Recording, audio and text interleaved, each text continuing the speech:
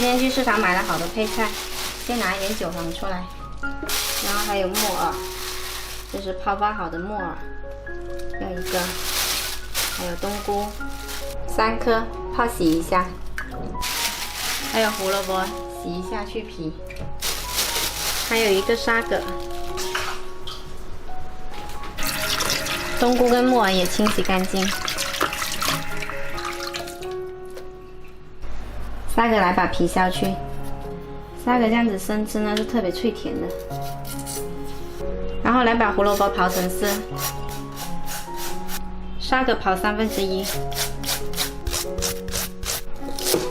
韭黄切成段，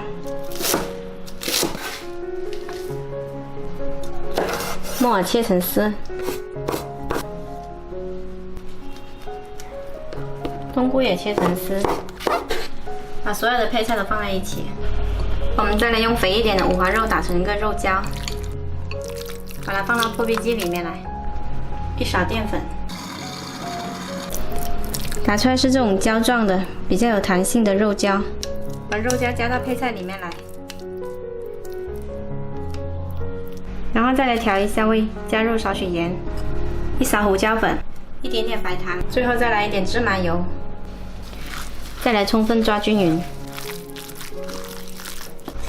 我们来取一张腐竹，然后把调好的肉馅呢放在中间，先把左右两边折起来，然后这一头卷过来，卷成一个圆柱形。收口的位置沾一点水，就可以给它裹起来啦。像这样子就可以啦。起个锅，油温热了之后呢，把腐竹卷放下来炸。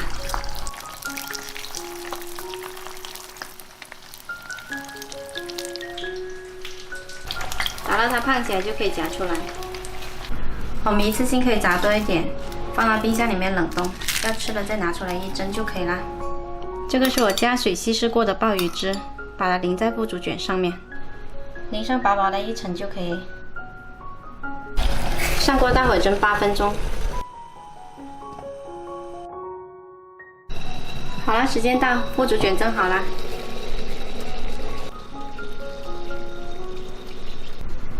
再点缀一下更好看。